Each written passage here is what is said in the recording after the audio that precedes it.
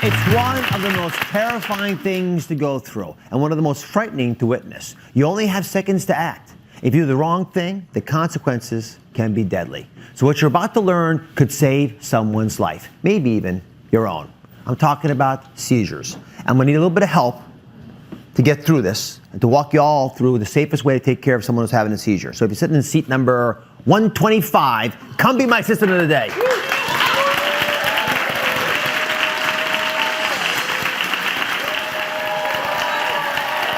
How are you? Good, how are you? Are you excited? Oh, I'm thrilled. Come on over. Come on over here. What's your name? Lisa. Lisa. So what we're going to do today is to put you through a little test. Are you ready to do this? Yes. You're going to be aggressive in there? Very. Very. Okay. So I want you to give me the name of a woman who's dear to you. And that's the name we're going to use for the person who's about to have the seizure. So okay. Who's Donna. Someone? Donna. Who's Donna? Donna's my friend. 124. Seat 124. Oh, she only missed by one. Oh, she must be so mad. Oh, yeah. We'll see after the seizure. All right. So behind this curtain, Donna is having a seizure, right? I'm gonna let you take the lead, and you gotta be very decisive as you do this, right? Okay. You've got 30 seconds. Ready, set, go. Oh! No. Rex. Donna. What were you gonna do? I don't know. Well, come on. These. Good. Are you okay? How are you gonna stop her? Donna, snap out of it. Yeah, you got 10 seconds. You got this is serious now. She's not breathing. You got 5 seconds left. Stop. 4, 3. You gonna call for help? 2. Someone call 911. 1. Stop. Now, you can hop up. Up, Danny. So, now we're gonna talk about this because actually, that wasn't as good as you could have done. This is Robbie, who works with us at New York Presbyterian with the Neurologic Institute. She actually does this to teach students. Okay. Now, we made light of it the first time around, but this is a very serious matter because when people seize, and I've seen it too many times in my life, it is petrifying. And we got to know what to do in that setting. So if you're with me, we're going to walk through what a seizure is and what you can do to make sure that if it happens again, we're all a little bit more on top of what we should do. Fair enough? Okay. Have a seat over here, Bobby. Thank you. So let's come over here for a second. This is a representation of what's going on in the brain. You have bits of electricity that are firing off. Right now, you put your hand on the table, right? So you fired off a neuron, electrical pathway in the brain. Fire another one over here. What if they all begin to fire together, and all of a sudden, you end up with this, right? You have it's like a short-circuiting again of the brain, where they're all firing it to get bang, bang, bang, bang. Can you all see that? And as that cascade of electricity hits the brain doesn't know what to do, so it begins to shake your body like this.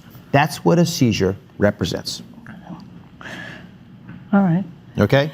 Now, we're going to reset the scene, and we're going to do this again. Fair enough? Okay. Okay, come on over here.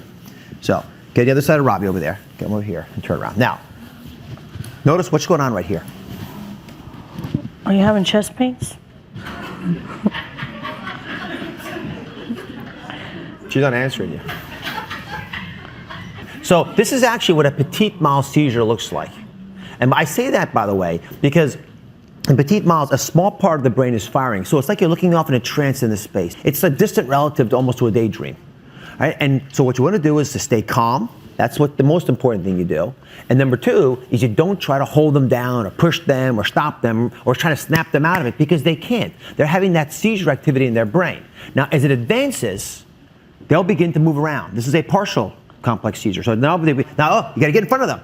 You got to stop them from hurting themselves. Right? Just redirect them. That's good. Redirect them back. You want to keep them safe from stairs, from traffic. What you don't want to do is to feed them food, put things in their mouth. You want them to be alert before you do all that. Now, come over here. Come over here. Now they're having that seizure again.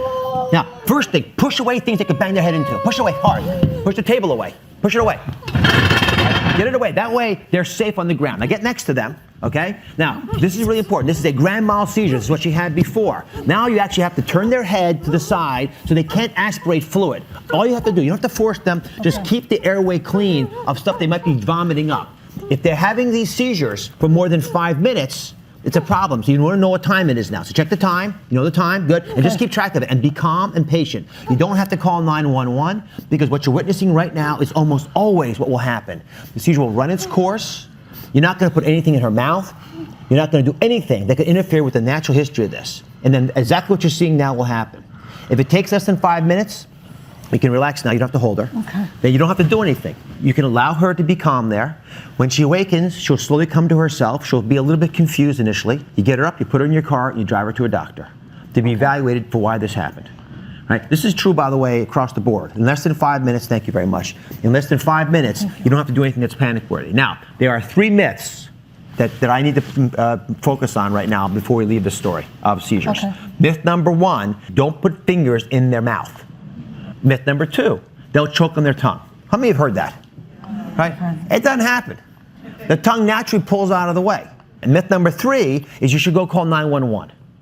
Because by the time they get there, the seizure will almost always be over anyway. More importantly, what you did by pushing the chair out of the way and the table out of the way was a lot more important than making a phone call. Make sense? Okay.